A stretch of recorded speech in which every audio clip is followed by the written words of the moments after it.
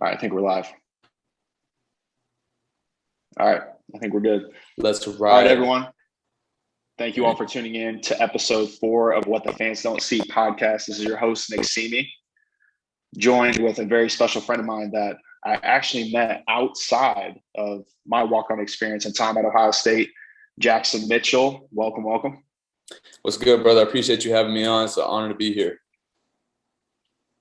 Likewise. Again, appreciate you taking the time.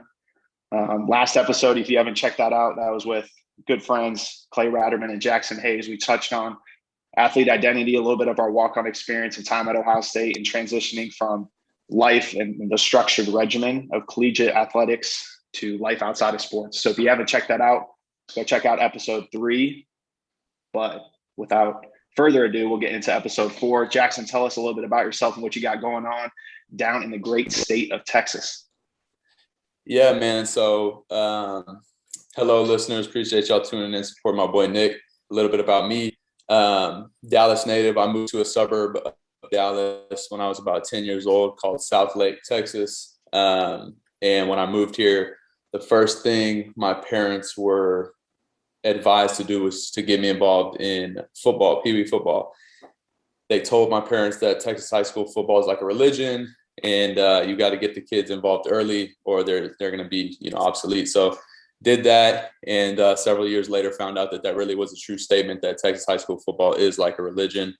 I went to Southlake Carrol High School, which is, I don't know, man. I mean, it's a little bit of a powerhouse. It's a 5A school down here.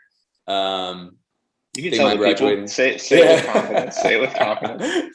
No, it makes me sick about it, man, because I'm like, I think about the way that like some of me and my friends thought we were just like, untouchable in high school because we were, Carroll Dragon football players. It's sick, but yeah, we were good. We won state my junior year, and then went on to play at SMU. Graduated in 2017. And now I work in med device sales and am involved in, other things, but that's primarily what I spend my time doing, my job. And then I train quite a bit. I'm training for a half Ironman right now. So that's kind of a new endeavor that I'm taking on right now, having a lot of fun with that. And yeah, man, but that's kind of a little bit of background on me, and I would love to get deeper into it. But I'm gonna ask you a question right off the bat, because this is something that I think I can say a lot about, and Right. I wish I was on the podcast with you, Clay, and Jackson. But like, what did you guys talk about in terms of athlete identity? Yeah, we touched on it. Clay and Jackson had really great responses to the question, and the way I thought about it at first was, and you kind of mentioned it, was being a Carroll Dragon football player, and likewise when I was at Wadsworth High School, I would say my name is Nick Simi, and I'm a Wadsworth High School football player. Like, I immediately said what I thought identified me, Mm-hmm. and we kind of unpacked that.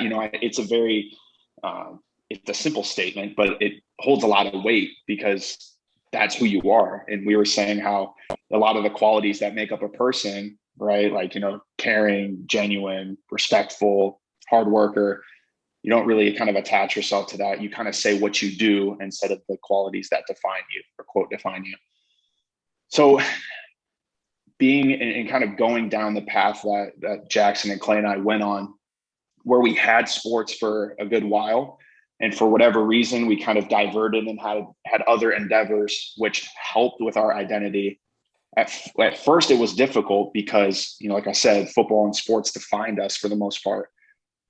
Through the experiences that we had in kind of a roundabout way, we were able to see and experience other opportunities that interested us. So for me, it was strength and conditioning, it was nutrition, it was kind of understanding and solidifying my love for physical therapy. And that was something that at the time was difficult, but it was for the better 100%, because I got to find out, like, what do I like to do in my free time? Like, I mean, going through life as a collegiate athlete or a high school athlete, everything around you is structured. As soon as you lose that structure, you have to create that structure and discipline yourself. So we touched on that and touched on the different avenues that each of us went down, because we had a little bit different experiences before our time coming into Ohio State. But it was really being able to pull back and reassess and say, football is for a finite amount of time, and really any experiences, but being able to understand and go down these other things that interest, and don't just kind of shut the door to these opportunities just because you're in one lane, whether it's, some artistic endeavor, for you, half Ironman, like there could be other things that pop up in your life, and you kind of have to take each opportunity as they come. So I know it's a kind of a long-winded answer, but I think the underlying theme was the unfortunate events that led us to step away from football were the same ones that I think led us to have a more healthy relationship coming back to it. So. Yeah. And I think you're right. Because to continue my background and give a little more color to my experience with sports, you're absolutely right. I mean, Southlake Carrol football players were like in the city. I genuinely believe, knock on wood, I've never gotten a ticket, but I've been pulled over a handful of high school, and I got let go every time. And, maybe it was because I was polite and, well put together and whatnot. But also part of me believes it's because they knew I was a high school football player in the city of Southlake, Texas. And they were like, oh, okay, like he's fine. And I think that definitely gives like kids specifically a kind of a distorted view of real life, because in real life, people don't just let you off because you are an accountant or because you are a physician or whatever you may be doing as your profession. Like, people don't just let you go. So I definitely remember like high school, Carroll Dragon football player, rocking the Letterman jacket, thought that was it. And then, go to SMU. It's actually funny because when I think about my experience in Southlake versus my experience at SMU, it's like at Southlake, football is everything, and you are viewed as, being super special because you play for the Carroll Dragons. I went to SMU, and when I got to SMU, I was like, man, is this ball? Like, this is what I've dreamt of doing my whole life, because the program when I got there was in a little bit of a not a great state. It wasn't super well run. The coaches were good people, but it was just it seemed like we were kind of flying by the seat of our pants. And I remember being like, wow, my high school football experience was more difficult than my college football experience. And then, after my first year, after my second year, that whole staff got fired. We got a new staff. And then I really got a taste of what college football is like. But, to kind of stay on that athlete identity topic, it's like our whole lives, we are, like you said, we're athletes, and we're not talking about the qualities that make us special and the qualities that are unique to who we are. We're talking about, I'm a team captain at SMU, or I am a starting linebacker at SMU. And it's like, well, that's cool, but what does that mean? It doesn't really mean that much in the grand scheme of things. And then, when you do, my coach used to always say, the air is going to get let out of the ball at some point in time. So when that air does get let out of the ball, then what do you have to say for who you are? It's kind of backwards, but it is definitely a real thing. Yeah. And I think it's kind of goes into the unpredictability of sports, and some people lose it at different times. Some people are ready for that chapter to end, and then some people are not so ready. Right. And they kind of have to face an unfortunate reality at either young age, even younger than high school, maybe in high school, or maybe in, collegiate or professional sports. And so that Right. kind of probably also play into it too. Someone that might say, hey, I'm done with football at this point, or after this season, or after this injury. I think that healing process can be a little bit easier for people, but that, one instance where it's like, yeah, you won't be able to do this anymore. And that was like everything. And then having that stripped, that's like a whole nother thing to kind of unpack and break down for each person. Right. Do you feel like you were ready? The first time I was not. I definitely wasn't. I thought I was. I remember talking with my parents and telling them, like, this is it. Um, I vividly remember the conversation that I had in the parking lot right outside of our dorm. And I'm like, yeah, I need to kind of move on from this. There's kind of too much emotionally invested with not enough payout or outcome. And as I made that transition to Ohio State, it was difficult, but it was manageable because of the people that were around me, for sure. I was very fortunate with the relationship that I had with my now wife and, my close friends down there that were already down there, which made it a little bit better. I wasn't completely on my own. We kind of touched on that too last week, just the fact that when something like that happens, people are really easy to go down an isolation path, and go through the stages of grief. But the time coming back, I think there's still like a very stark and quick cutoff from sports. Like even at our time at Ohio State, we came back from the bowl game, we packed up our stuff, and it was see you later. Thankfully, I had an opportunity with Pro Day and my internship, but for many other guys, they weren't back in the facility maybe years later. So, yeah, I would say no the first time, yes the second. How about yourself? Yeah. So to continue now, I keep telling parts of my story and stopping and telling more and stopping. But yeah, I mean, absolutely, we can. Yeah, for the listeners, I walked on at SMU. I started I started my senior year in high school. I played some my junior year, but like I said, Texas high school football is a religion, and if you weren't starting like early, you probably weren't getting super heavily recruited. So I started my senior year. I had an offer from the Air Force Academy and an offer from Stephen F. Austin. Didn't want to join a military academy. Obviously thankful for our men and women of service, but that wasn't the path I wanted to go down. And I didn't want to play D1 AA ball because my dream was to play like big time D1 ball, what I consider to be big time D1 ball. So I sent my film out all over the country.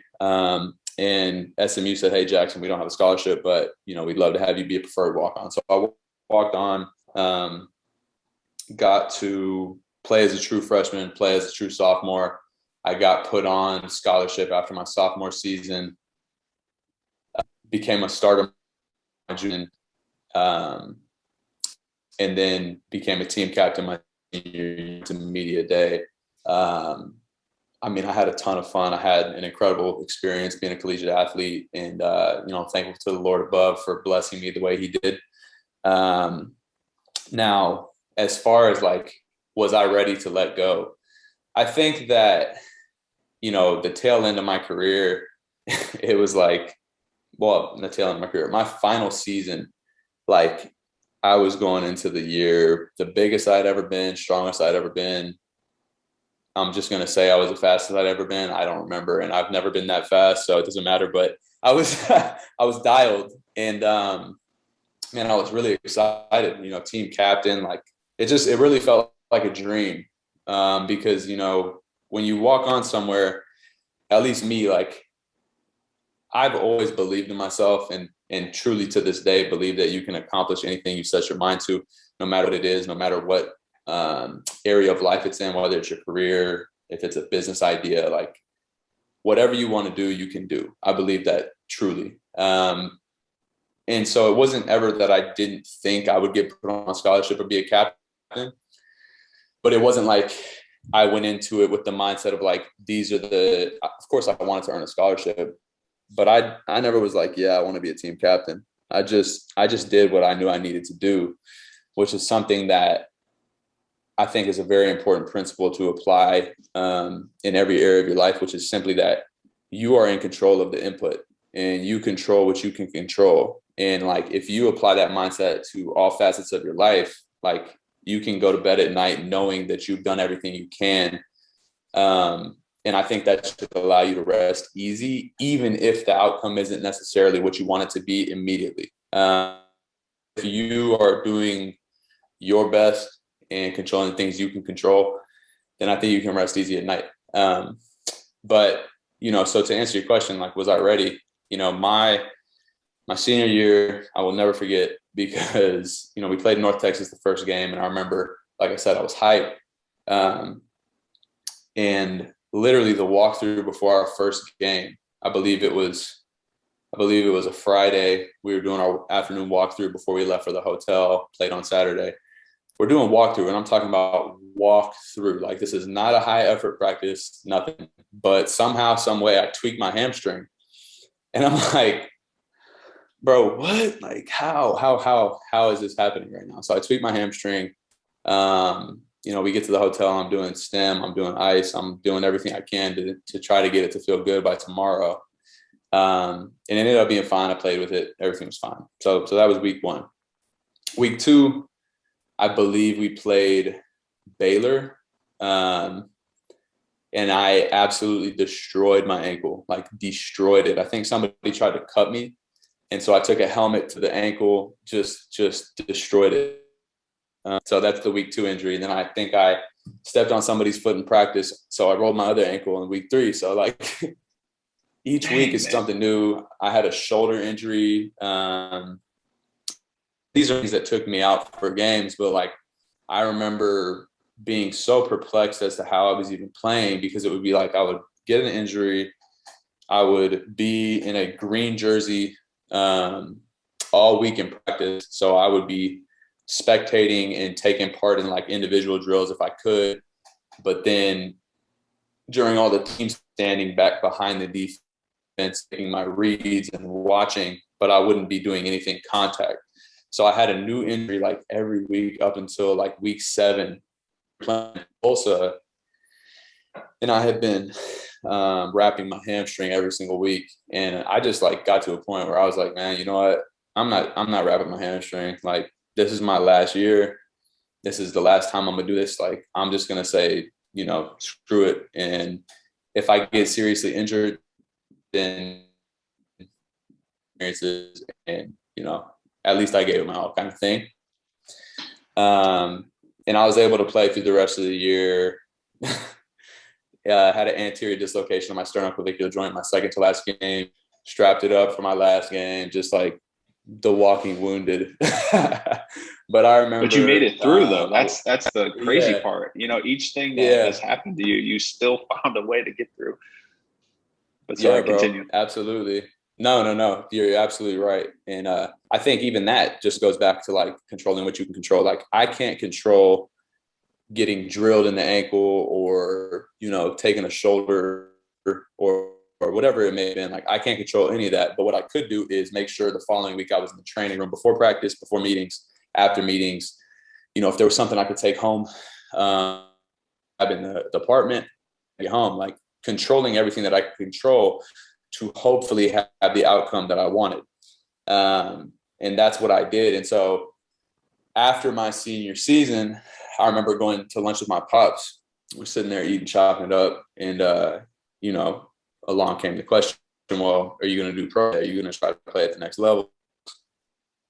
I'm done. Like, and so for me, like, I decided I had accomplished more than enough for me to be pleased with my experience playing sports. And, after having all those little bumps and bruises all throughout the season, like, I was just ready to say, like, hey, I'm going to take care of my body, and any pain that I feel in my body is going to be caused by me and not caused by somebody else, because I'm playing this violent game, which I did love so much. But it's kind of crazy now watching football just as a fan.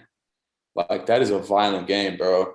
Like, I don't know if you felt that way, but like, sometimes it blows my mind because like every year dudes are getting bigger, stronger, faster.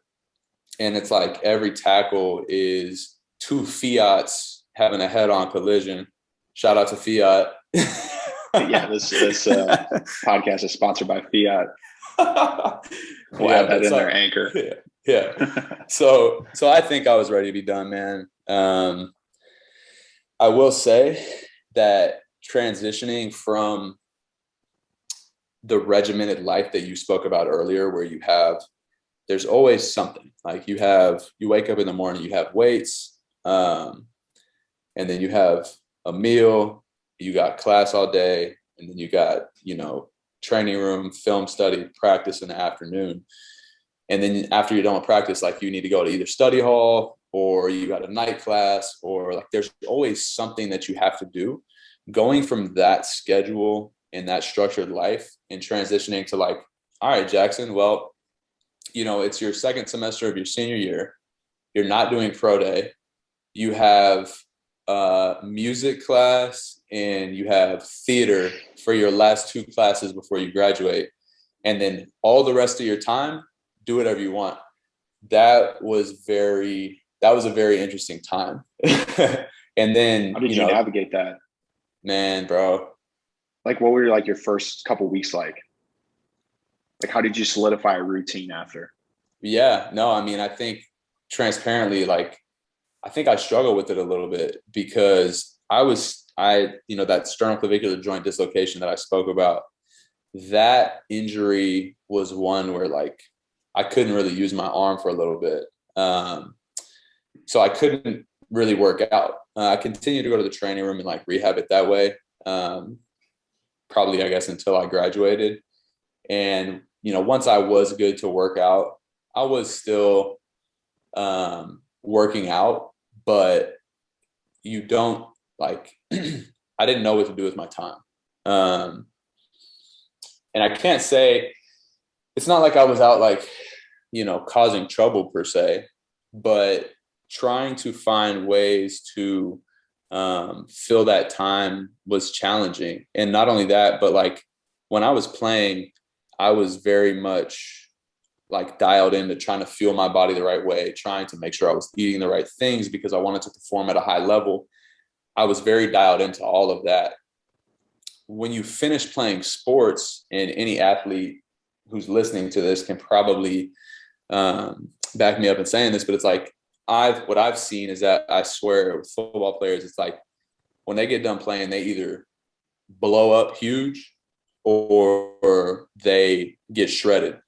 And it's because they blow up huge because they continue to eat like they're a student athlete, but they're not training or burning near the number of calories that they were when they were a student athlete. And then if they get shredded, it's because they keep working out the way that they were, but they no longer have to eat quite as much. And I mean, they made us eat like we were, Joey Chestnut, like we were eating like crazy. And so, they go one of two ways. And I won't say that I blew up, but bro, when I look at pictures of me, like that second semester of my senior year, I was nasty built, boy, nasty built.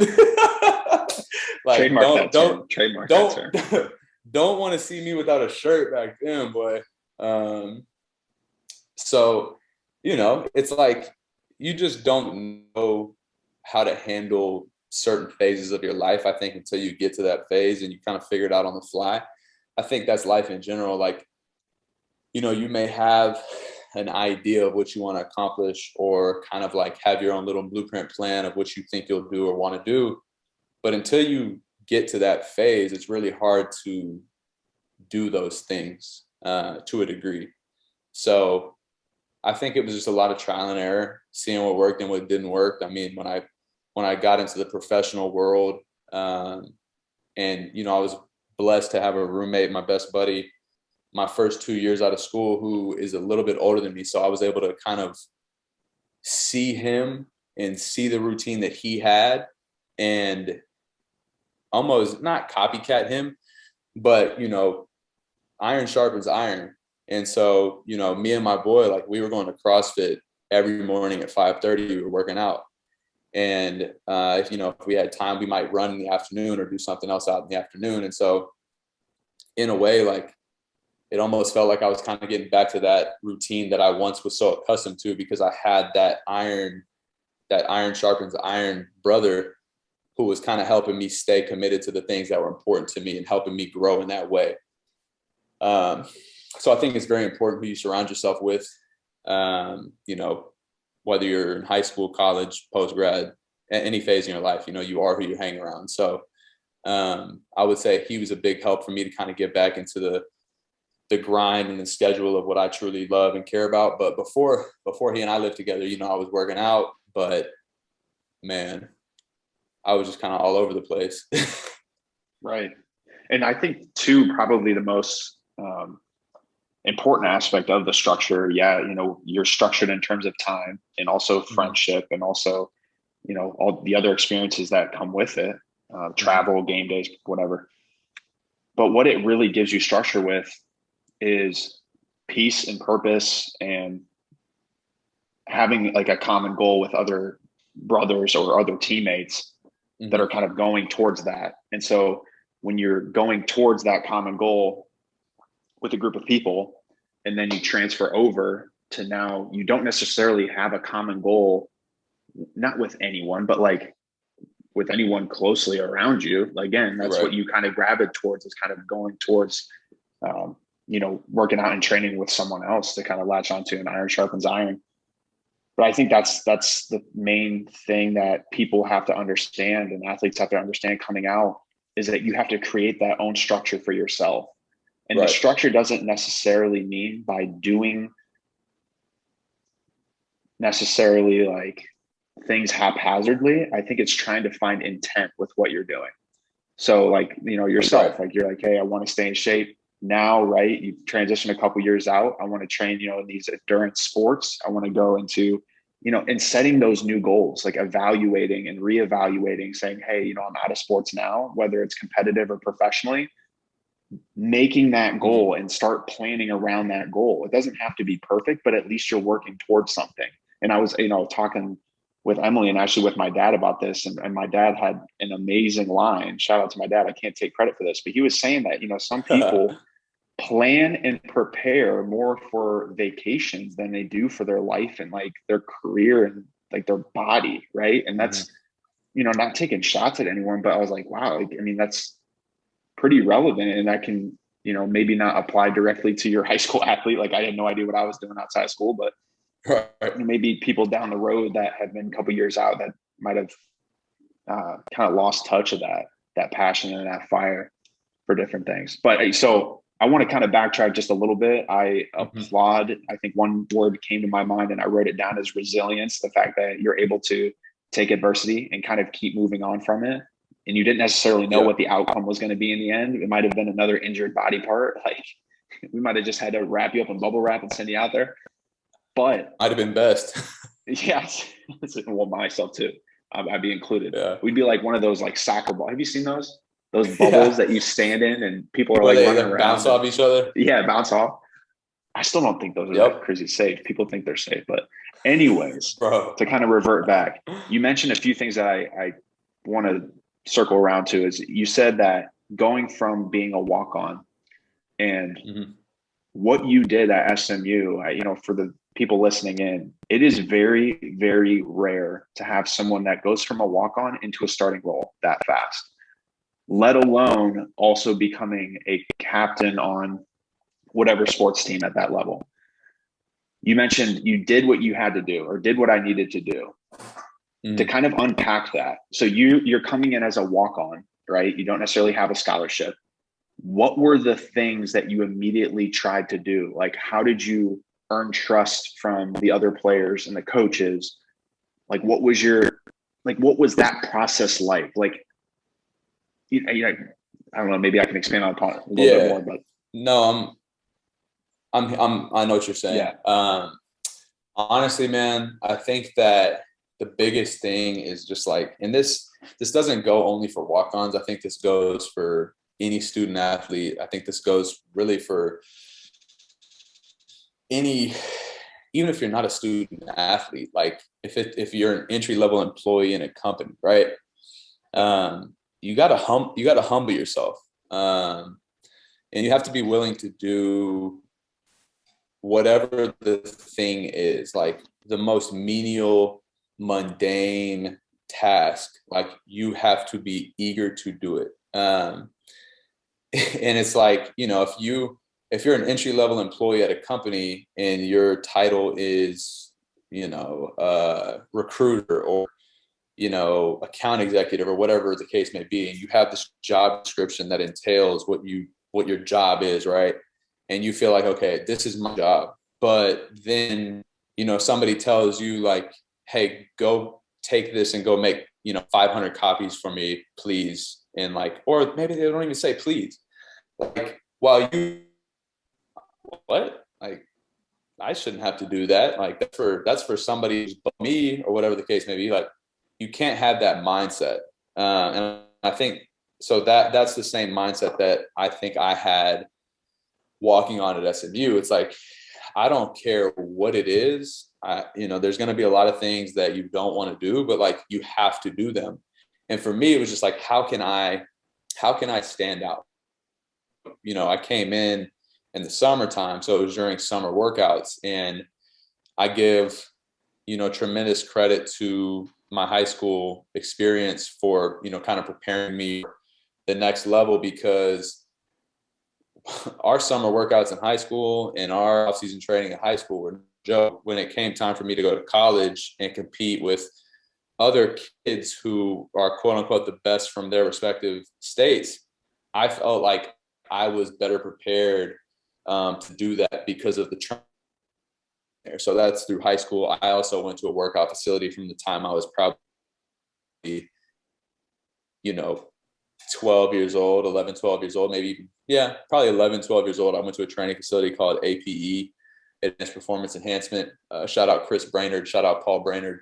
Those guys trained me from the time I was young, and I give a amount of credit to them for helping transform me into the athlete that I, like to think I once was. Still are. And then, yeah. And then I also got to give a shout out to my parents for giving me all the resources along the way as well. But, getting to SMU, it was like, how can I stand out? So giving my absolute best in the weight room, trying to be the strongest that I could be, the fastest that I could be, doing agility drills, sprints, shuttles, trying to win as many reps as I could, like doing things to stand out in the weight room and on the field. But not only that, but also, trying to get in the film room, trying to understand defensive schemes and the offensive schemes of teams you'd be playing against. Questions. I think a very rated way to stand out is to ask questions, because that means that you care and that you're thinking about whatever the topic is. And I will give an example of my accounting class my junior year. I was getting worked by my accounting class. Like, accounting was terrible, but I went to tutoring every single week. I went to office hours and asked my professor questions. And like, at the end of that course, I don't know what I earned in the class, but I got a B. And I remember seeing that B on my, report card. I can't believe I'm calling it a report card. That sounds like elementary school, whatever it was. I saw a B. I immediately emailed the professor and was like, Dr. So-and-so, I don't know what happened, but I just want to say thank you. Because I didn't get no 80s in that class. So, as far as football goes, it was just, what can I do to show the staff, to show my teammates that I'm the kind of guy that they can count on. So studying, I was always ready if I did get the opportunity to get on the field. It was going hard in the weight room, going hard on the field. It was, okay, team kickoff, who wants to run down the field and get bulldozed by wedge? Like, nobody wanted to do that. So who did it? I did it. You have to do whatever it is, even if you don't want to do it. And I think that was the biggest thing that kind of set me apart early, because I remember, scholarship guys who I came in with and who were, older than me being like, you're a walk-on? Like, what? They didn't understand. Like, and honestly, I mean, I was okay at football, so maybe there was a little bit of that involved, but I think more than anything, something that's been ingrained in me from the time I was young is just work ethic. And so, I worked my butt off to do whatever it was and do whatever I could do to stand out. And I think that carried and continues to carry me even today outside of sports. I think the thing that hits home for me, and the thing that I try to carry on with in my practice is to never have a task be beneath me or, beneath the others that I work with. Like, whether it's wiping down tables, changing over a room, running laundry, those tasks, I think, build respect in a way that, you kind of fill in the cracks, right, of what's not necessarily missing, but what people don't want to do. And I think that's something that when you stack those up consistently over time, you don't just do it one time and then, look to the next person to do it. But I think like doing those things that you touched on and being consistent with it, people start to notice. People will be like, who's that? Who's that running down on kickoff? Who's that? You even see guys at the professional level, like once they are rookies, they start holding the shoulder pads again. Like that's where my mind kind of goes. I look to the professional level and I'm like, what are they doing? Maybe it's athletics in this example, but even, at the higher end, like you get into maybe an entry level strength and conditioning internship, right? That first internship that you get, you're wiping down tables, you're scrubbing down the floor in the gym, you're cleaning all the bars, you're cleaning all the plates, weights, whatever. And I think being able to understand what needs to be done and then not having to be told what to do, right? Like all the things that with effort and, the simple tasks. But I think it's a testament to having that mindset at a young age. I always joke and I say that I had to be, 22 years old in order to have the experience that I had athletically at Ohio State. There was no way I was ready at a younger age. So hats off to you for being able to learn that quickly because, it took me time to mature, not only physically, but between the ears. So again, that's another testament to you that I applaud. And I do want to, what you just said is a huge thing when it comes to leadership too, because, we just launched a segment about how, there's no task that is beneath me because of the level that I'm at, right? If you want to be a leader and you want people to follow you, you have to be willing to do the things that you want those people to do. And I don't even want to say that you want the people beneath you because there's no one is beneath you. You might be in an organization where there's an organizational chart where you're at the top of the chart and there are branches below you, but those people aren't beneath you and anybody can do that task. And so if you want to be a leader, you have to be able to lead by example. And so I think like when I think back to my leadership style, like I was a very vocal leader and I love to hoop and holler and I still love to do that stuff to this day. But a huge part of being a leader is leading through action as well. And so it's like, while my style was hoop, holler, yell, lift people up with my words, I also was leading by example. But then I had a teammate who, man, this not heard. I'm talking about he was dead silent, but he was grinding. And people saw that. He got elected as a team captain for that reason, because he was a workhorse in every other aspect of what we did at that stage in our lives. And so just because, like, in order to be a leader, you don't have to hoop and holler and yell. Like, that doesn't work for everybody. And frankly, there's a good chance that I rubbed some people the wrong way by that style. But the guy who didn't say much but did everything, people saw that. So if you're going to be a leader, you have to be willing to be doing the lowest thing. If you really want people to like you, respect you, buy in, and be willing to do those things themselves. So, I mean, touch on that. It's interesting because your style and my style, like I was probably more like the other guy that you had mentioned. I was more so, I'm very self-conscious of kind of putting myself out there vocally. I think what I kind of had to sit down and realize myself was I had to stay true to what I actually believed in and thought myself and my leadership style to be. Like I couldn't fake, like maybe I kind of get into it every once in a while. I try to be selective with the words that I would say, but I was not one to, lead the pregame speech. If you guys want to listen and be motivated on a daily basis, you guys need to listen and check out Jackson Mitchell's page. I'm definitely going to drop his ad and tap in. Yeah. I mean, he's grinding every single day. He, motivates me and the other guys too, that I had mentioned in the previous podcast. But I think it's also being honest with yourself and understanding that, you all might've known someone that tried to hold that role, right? So maybe you were a vocal leader, but at the same time, you still had to do the right things and lead amongst the people. Not, you know, you're not above and people are below, but you still had to put in the work. You still had to have the effort. You still had to show the people that, you know, I'm one of you. On the flip side, you couldn't be that vocal leader and not do those things. Like, you still had to be a doer and have effort, right? And just like similar to the person that you're mentioning, if you're silent and you're not doing the right things, you're not going to be a leader. So I think it's awesome to have both, right? Like, I think you have to have both within a setting, and then understanding, you know, whether you're starting your own business or you're developing culture within your team, you have to have and understand who those people are and raise that out of them. You don't have to necessarily swap them. Like, the silent person doesn't have to be the loudest one, just like the loudest one doesn't necessarily have to be the silent one. And I think kind of, you know, maybe that's more so a coaching technique that I'm not an expert in, but it's an interesting team dynamic though. Like, it's definitely fascinating to me. Yeah.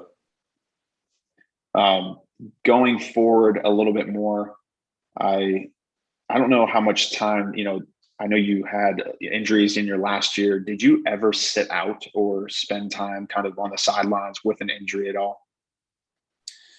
No, dude. Like I said, man, when I really was thinking about really just everything that I've been able to be part of and accomplish to this point in my life, you know, I just give to God, because despite being banged up every single week my senior year, I never had to sit out a game. And then, you know, prior to my senior season, I never really dealt with any injuries, period. So I never missed a game. In high school, I did. My junior year, I sat out one game, but never did I have to miss any time in college. You know, of course, I had many teammates who I saw have to do that, and you know, closer to some of them than others. Like, a couple of my best buddies had to miss quite a bit of time due to both of them actually experienced torn ACLs. So, you know, seeing that, you know, I've been close to it, but I was very fortunate to never experience it myself. Yeah, because I was kind of running through my head right now. I had, you know, the injury history that I had endured recently and previously with athletics. I feel like there's sometimes a stigma with being injured or it just kind of being banged up, and I think it's a very delicate conversation, because you'll have guys that, you know, are injured and going through it and they're out for a reason. Coaches might even bring the team together and they'll be like, all right, there's a difference between being banged up and being injured, right? Yep. Like, you know, because they have to have that conversation, because some people will try to get out of drills, right? Oh, yeah. And then like you'll see them outside the facility and you're like, hold up, like something doesn't mix. But at the same time, if you're actually injured, that same stigma might hold true, and they'll be like, oh yeah, what are you doing? You're holding out on us. Like, you know, it's something that I had experienced during my time, where it's like, that wasn't the case. Like, I was trying everything I could to get back. I don't really know how you change the perception of other people other than, like you said, controlling the things that you can control.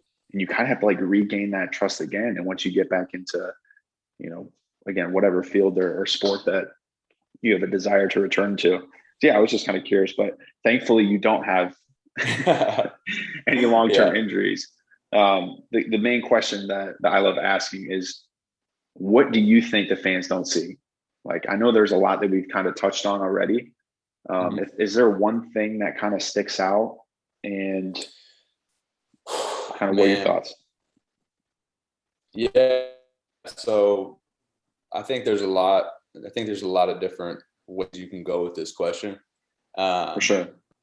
I think just from like a pure, I guess, kind of to relate to what you were just talking, it's like, for the people who have these injuries that aren't like, you know, an open tibial fracture where you see the bone sticking out and you can't deny that like that person is hurt.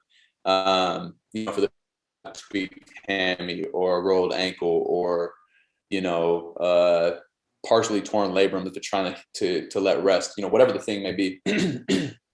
Fans definitely don't see what goes into the recovery process. just from like a physical aspect.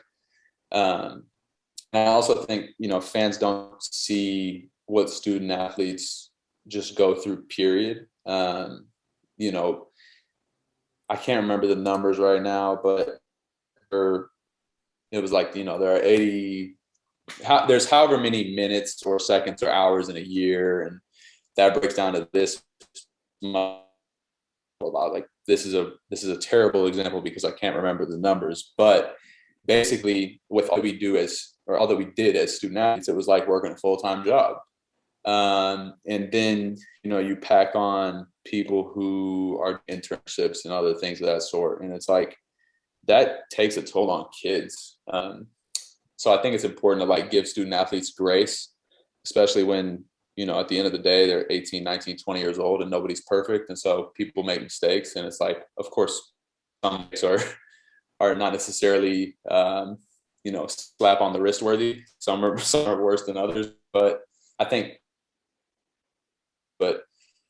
what I think for me personally, the biggest thing that I think is what being an athlete does to you from a mental perspective. And so, of course, I can only speak for myself when it comes to this, and everybody probably copes with it a little bit differently. But, I've experienced some people close to me dealing with some mental health type issues. And so I've become a lot more aware of mental health and the importance of mental health. And, becoming more aware of it and realizing that it's a real thing that needs to be taken seriously has allowed me to kind of look at myself and evaluate my own mental health at times. And, I'm no therapist, and I haven't seen the therapist, but what I've diagnosed myself with is this feeling of like, I have to be perfect all the time, because, and I give credit, giving credit to something sounds positive. This isn't necessarily positive, but I think it's because as a student athlete, you're constantly under a microscope. People are watching, the fans watch you on the weekend. Anything you might do is being, you're being held accountable for, which is great. That's a good thing. Like, accountability is very important, to be able to hold yourself accountable. But when you're a student athlete, it's like, okay, if you don't have X GPA, you're eligible. And so, like, but if you're just a normal student, like, sure, you might not graduate, and that's not good either. But it's not, you're going to get, you're not going to be able to play the sport or whatever that might be, right? And I don't know if that's a great example, because, in my opinion, like, failing at college is a very thing, unless you have a phenomenal business idea and you're going to be a millionaire. But I think that being a student athlete, being a team captain, like, I had a poster hanging up on campus. Like, I felt like people always knew, like, that linebacker, he can, that I continued to pull that with me in life after sports. And so everything that I did, it was like, it was never really good enough, because I felt like it wasn't necessarily perfect.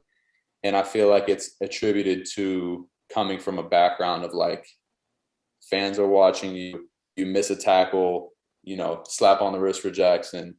If you jump off sides, like, bad snap, bad nick, like, you're being evaluated constantly, and you have to constantly be just 100% on, which I think is not the case. Like, I think as people, we have to be able to allow ourselves, it's like I said a second ago, like, give student athletes grace. I think that goes into just people in general. Like, we have to give ourselves grace. We have to give each other grace. Like, me today, it's like, I want to be the best at everything I do. But, like, if we look at just like training, just generally speaking, training, like, if I have a day where I wake up and I don't feel like working out, I have to go through this cycle in my head where I'm like, yo, dude, like, you have to work out. Like, what do you mean you're not going to work out? Like, you have to do that. Like, and it's like, well, why? And I can't really answer it other than like, I just feel like I have to, you know? And so I feel like it's, I don't know, dude. I just feel like we give so much of ourselves to the game, and we get physically beat up. And, you know, at the end of the day, unless you get drafted and are making mills, it's like, well, why did I do all that? I have come to realize that the life lessons and things I learned from being a student athlete are applicable to my life now. And I have a tremendous amount of life lessons that I'm able to apply in my daily life now. So I'm forever grateful for my experience as a football player. But at the same time, I think it bred a little bit of an unhealthy perfectionism in my head, where I feel like I'm just constantly being watched. And it's like that, it sounds kind of crazy to say, but it's like when you come from a background where you feel like you're always under a microscope, people are watching you, and if you take one wrong step, someone's going to call you out for it. It's like you still feel like you got to be on point all the time. And so, yeah, Jackson, I couldn't relate more to that. No, I really couldn't relate more to that. Seriously. Yeah. Yeah, it's something that my wife and I talk about a lot, and things that you see even in today's environment and climate of sports. Like, you'll see an athlete, you know, they'll mess up, right? They'll do something off the field. Again, there's levels to it. There's definitely things that people should be held accountable for, but Right. you know, kind of some like, you know, petty run of the mill, like slap on the wrist things outside, you know, people are so quick to jump on and kind of crucify them for the things that they've done. Right. And for me, it's like, I think that's when the kids, or, you know, the athletes, that's when they need the most intervention and help. Like, it's not like a desperate cry for help, but you know, there's a reason behind it. People look at a lot of these events, like, you know, if it's like quitting the team, entering the transfer portal, they look at it at such a face value. Like, think about how difficult that is, you know, for the athlete to go through that, or you have no idea of what their upbringing is and why they are the way they are. So I'm more like, I'm so interested in kind of just the aims of this podcast, things that you've touched on, is unpacking that, like unpacking people's journeys, having people realize that like we're all imperfect and we're leading. It's like the imperfect leading the imperfect. Like, who are you to say, like, you know, what these athletes can or can't do to an extent, right? So I think it's something that you hit spot on. It's that feeling that you have to be on all the time, on and off the field. And it's preached at such a young age. Like, you know, I'm sure just being in Texas and having the football religion down there, it's ingrained in you so early. Like, you know, in order to play sports, right, you have to do these things off. You have to get good grades, and you're motivated by things that your parents say and your maybe siblings or friends. So you kind of come up, right? The things that built you up and got you to this point are the same things that can also be working against you at times. Yeah. Right. That feeling of imperfection. I think the thing that I feel a lot is the fact that, you know, am I doing enough? Like, am I doing the right thing? One, and two, it's like right now, you know, like Emily's my wife, Emily and I will be like, do we have to do anything else? Like, what else do we have to do? Like, we're like, go people all the time. We have to really talk to each other and be like, you know, it's okay to sit back and, you know, relax, or, you know, watch a football game and decompress. Because with her background in, you know, soccer and club soccer and all the rigors that she's went through with that coming up, it's like it's instilled in you, and you always had to do something to get better and get to the next level in sports. Now, when, you know, we don't have sports, it's like, all right, now what? Like, I have a career. The career is not necessarily setting those for me, so I have to set them myself. Right. But then it's like, it's not objective. It's just to what I think. Yeah. Right. So yeah. No, I mean, it's crazy, bro, because, and I work in sales too. So like, that's another element of like, it's never good enough because it's like, if you have a quota that you're trying to hit and you're making sales call after sales call after sales call, and maybe 1 out of the 6 sales calls you make goes well, and goes well means you have another opportunity to speak with another person, right? Like, I feel like you can literally run yourself into the ground if you feel like you constantly have to be doing something.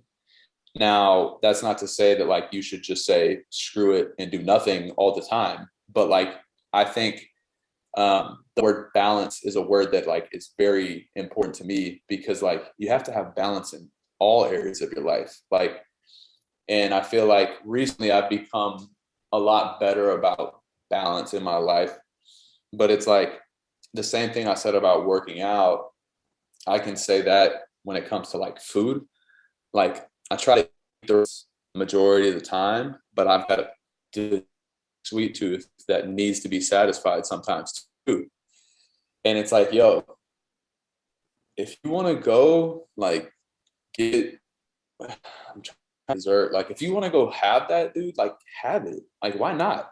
You could die literally tomorrow. Like, why would you not enjoy the things you enjoy? Just be, oh, you want to have, you know, a 6-pack, or like, of course, like we all have goals and things that we want to achieve, whether it's career, physique, whatever.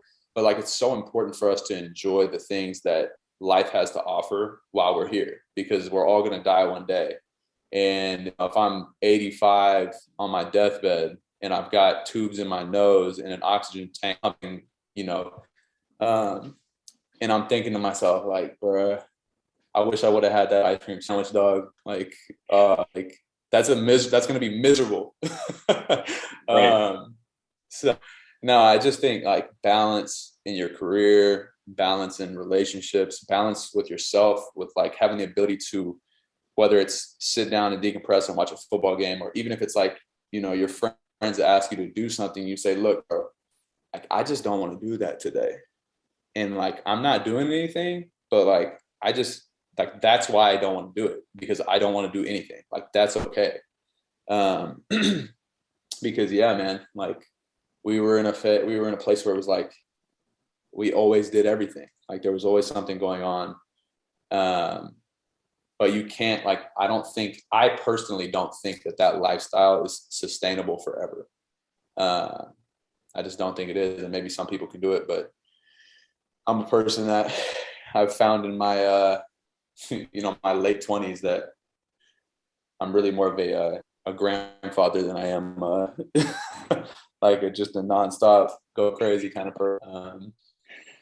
Yeah, I think bro. it's something where you always have, you know, in a team setting, athletes are always brought up with, you know, that other guy is working harder than you. You have to outwork the other team. You have to put in more hours in the film room.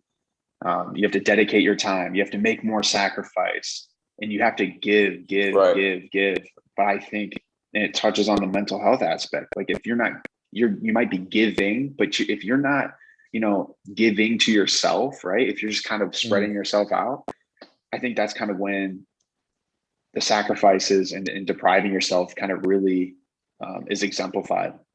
So I yeah, think sorry, go ahead. I was going to say, I think also, like, to your point, like, you know, he's outworking you, he's watching more film, he's doing this, he's doing that. At what point in time does you trying to do more than him become counterproductive?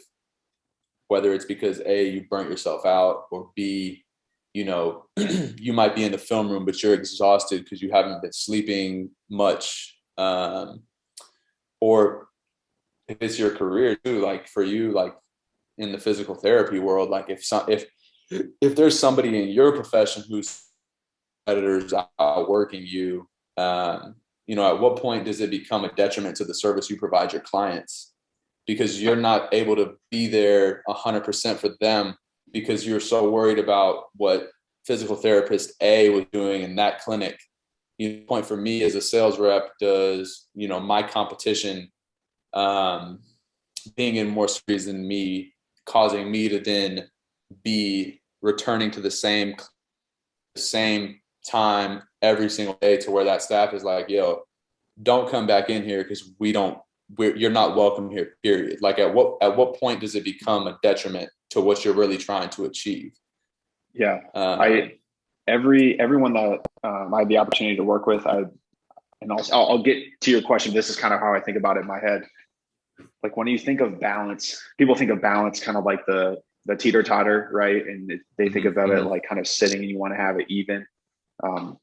Through talking with different people and different colleagues, I've thought about it more from a sliding scale. So the head of our physical therapy program kind of used this analogy where it's like, you have the circle, right? You have more of a pie chart. And during different seasons of your life, that pie chart might look different. You might have a certain percentage here, and that's all hypothetical. It's understanding that pie chart can't stay the same. So when you have downtime, it might be 10, 15, 20 minutes. You have to slide it back. So if you were really invested in your career, or maybe in your training habits or working out, and you have, some time to maybe reallocate it to relationships or family and friends, it's important that you have to swing it. You can't stay in that kind of tunnel vision view of, hey, this is how much time I'm allotting to whatever. Again, you don't have to think about it that robotically, but just kind of helps me understand it's more fluid. Right. You said that the one thing that would be the detriment is not being able to sustain it, and then really understanding, why am I trying to compare to these other people, whether it's on the field or, right now, currently, like in the profession. There's definitely people that I aspire to be like, but to see how I said that, it's to be like, not to be them, and understanding, like, it's kind of that Instagram, I don't even know what you want to call it, but that kind of Instagram-esque kind of syndrome where everything that is posted is the best part of you. And so I kind of realized it and being like, okay, yes, they might have this position, again, on the field or in physical therapy, but like, what does that come with? Yeah, it comes with sacrifice. Yeah, it comes time away from maybe wife and kids. So it's like, there's more to it. And I've been able to sit back more and be like, okay, what are the values and what do I really appreciate most? And I think that ultimately comes down to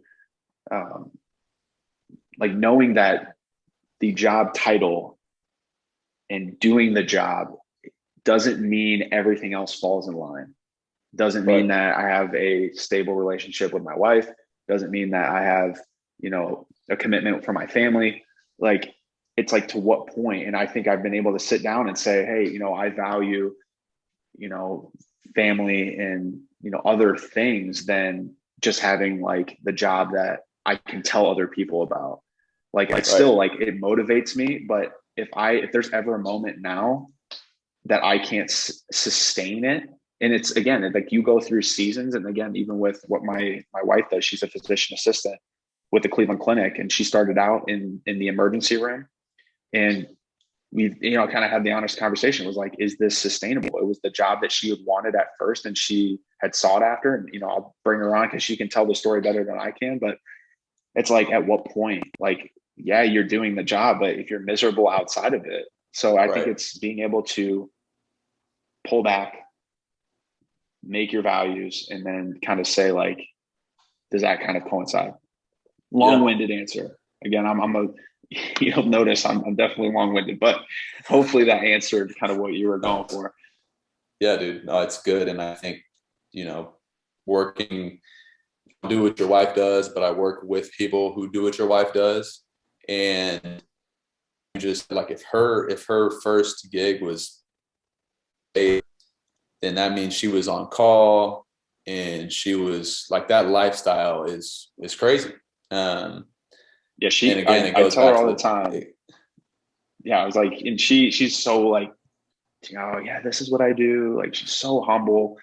I'm like, you gotta look in the mirror and tell yourself, hey, like, you're a badass. Like, you gotta like get that side out of you. Like, she won't. That's dope. I'm trying to Humble teach beast. her that. But yeah, again, it's something I don't have the correct answer for, but like you said, just kind of experience. I hope to have a better understanding of kind of what that will entail in the future when I cross that road. And it's just constant reevaluation. Like, you know, I might have that job, but, you know, maybe family's more important. Starting having kids, it's like, all right, you know, the job is great at that time, but, you know, it's so. I thought of two things. One thing, I can't remember who this young woman was, but she was a former student athlete. I think she played collegiate volleyball. She made a big about how playing women's, I think it was ball. She made a post about how being a student athlete had impacted her mental state after sports, and with body image, I think. But see if I can find that. I'll send it to you. Maybe you can post some sort of connect to it in the notes for this podcast. But I think it's something that kind of resonates with everything we were just talking about with mental health. But the other thing I thought about as you was talking about Emily and her profession and stuff is like, how do you think, like, when they ask, okay, you know, hey, you know, I'm Jackson, you're Nick, like, okay, well, what do you do? And you were like, well, you know, I inspire people, and I care about people, and I love people, and I want to, you know, my family's important to me, and this, and that. And you never told them what your job was, but you just told them what you do and who you are. Like, how do you think people would respond to that? Yeah, I have to credit Clay for this. I've been following Jesse Itzler, and he has I'm going to steal his response to it because I love it so much and I can't claim it as my own. As soon as you meet someone, you have, you know, that first interaction, and the first impression that you have with them goes a long way in solidifying your relationship with that person or group. You can tell someone a lot about yourself without directly saying anything. And his example was, you know, how you carry yourself, body image. You know, if someone's coming in with presenting, you're standing up, high energy, you know, looking people in the eyes.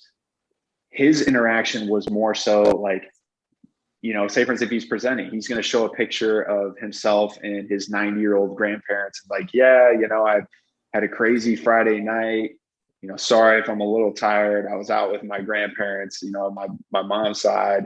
You know, we had a wonderful time. So bear with me if I'm a little sleepy eyed. We went to bed at like 8:30.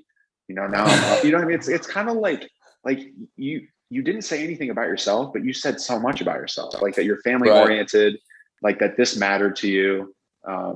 So that's kind of like how I feel now. It's not anything that I'm really uncomfortable talking about myself. So this podcast is definitely stepping outside my comfort zone, but saying like what you do and giving someone an experience instead of just a transactional like word response. So I think it's unconventional, definitely, because people ask something and they want it immediately, you know, reciprocated or answered. But I think it's something that goes even farther because you develop a bond that's deeper than just the words that you speak. So I think it's more so like kind of building in, you know, some of your enthusiasm and, you know, maybe subtle sarcasm and humor into just kind of who you are. And if that's not you, you know, whatever version of that is for you, being confident in that. But yeah, I would definitely say if you start going that route and someone asks you who you are and you go that, but I think it's the right way to go. Yeah. And I know we talked about that, but no, I don't know. I imagined it. And I think it would be kind of funny to see people respond to like, oh, you know, hey, Jackson, like I'm so-and-so. Oh, you know, getting to know you. Like, well, you know, I love my family and I enjoy challenging myself both mentally and physically. And I like to go eat cookies and like whatever the thing is. Like people probably be staring at you like, oh, are you nuts? So I think what should happen is, you know, like I'm like Sunday Night Football, Monday Night Football, and you can apply this to any sport. You'll have the bottom line and guys will be like, all right, we're going to introduce the offense. We're going to introduce the defense. And they'll say, even Key and Peele did a little skit on it. They're sitting there like, Nick Seavey, the Ohio State University. And then they painted the next person. I think they should say everything or just like a little soundbite about themselves that has nothing to do with football. And just like, that's like who they are. Restaurant or something. Right. Because that's, I care so much more about that. Yeah, exactly. Because you're like, and they have that whole mantra that LeBron had started, right? More than an athlete. Like, I want to know who you are as a person. Like, yeah, the football stuff, but like, it's only for a certain amount of time. It's 60 minutes, 2 halves, boom, done. And it's like, if we don't kind of understand them from a personal level, we will never be able to like resonate with them as people. We'll just constantly say like, oh yeah, they're, you know, the quarterback for whatever. But if we could say like, oh yeah, like he might have a sibling with a, you know, a really unfortunate medical condition. And then, you know, it's like, I think so much greatness can be drawn out of just the simplest interactions that don't have to directly correlate to sports. But and kind of going and segueing into that, I posted a very hot topic on my Instagram, and I'm curious where you are on this. I posted a picture of Pop-Tarts in the Meyer grocery store. I'm gonna start bringing some of these questions back, because I mean, the people, I didn't realize, you know, how passionate some people were about their Pop-Tarts. Question: what is the best flavor and why? Bro, this is something that resonates deeply with me. You're amazing with these, because I'm gonna have to message you. And again, love to have Jackson coming on to co-host in this. And so in the future, you know, he's on here. He's gonna might have to be in charge of some of these gotcha questions. Absolutely, bro. So it's funny you asked that, because on my Instagram, I've actually done several kind of like throwback posts where I talk about like kind of those staple snacks of my childhood. Like, and I was this chubby kid. Like I was nasty built when I was a kid.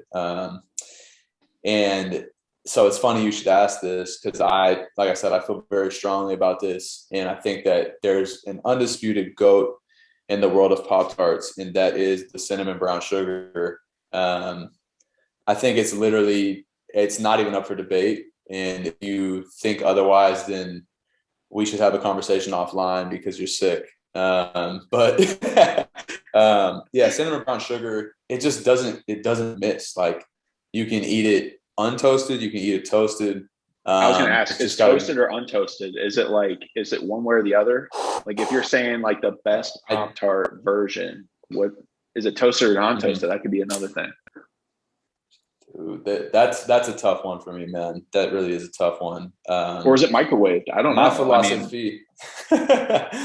So my philosophy on food in general is like, it's a very simple philosophy. It's this: it's gonna get ate regardless. So like, it doesn't matter if it's toasted or not. Like, I'm gonna eat it. And I think probably, if I think about my life, I've probably had more cinnamon brown sugar Pop-Tarts that were not toasted than were toasted. And so if I have to choose, I think I'm going to stick with my guns and go cinnamon brown sugar, not toasted. Now, I'm not anti-toasting. Like, if you want to throw it in the toaster, do your thing. But the untoasted version has been good to me. And so that's what I'm sticking with. By the way, we need to make a shirt that says nasty built on it. I absolutely love that term. I've never heard that term before. Every time you said it, like I don't know why. I just really relate to it because of how I was when I was growing up. But nasty built is just so funny. Like, I've heard husky, I've heard big man, I've heard all those, but and that's too funny. And so the resounding winner on Instagram, a very, very official poll, my few followers, it was brown sugar cinnamon. Yep, brown sugar cinnamon. Number two was s'mores. Which, all right, I get that. And then third was hot fudge sundae.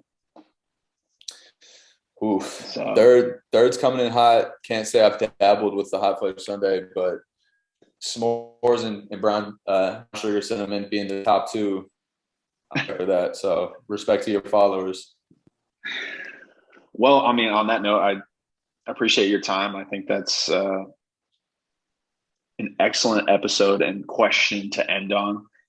I think we hit a lot of great things in terms of, your resilience and your process of becoming a walk-on, and what that meant to you, becoming a starter and also becoming a captain, and how you led that program at the time, and how you continue to lead at Stryker, correct? Stryker. Yeah, Stryker. Exactly. And even some of the mental health hurdles that come with building yourself up, and trying to reach a level of excellence can also be a detriment to you if you're, not closely aware, and being able to recognize it. And so I think that's something that can't be talked about enough. And I appreciate you, mention those things, because a lot of people go through it. And I hope, whether people are comfortable talking about it or not, I, applaud your courage in bringing up that topic for the people that might not have that ability to kind of say that at the time. And I, hope they are able to come to that. But yeah, so again, thank you so much, Jackson. I will drop his Instagram for those of you that are looking for the awesome motivation and things that he's cooking up in his life. And tune in to episode 5 coming, I'd say, about next week. So again, thank you for tuning in to episode 4 of What the Fans Don't See podcast. This is Nick Simi and Jackson Mitchell, and we're out.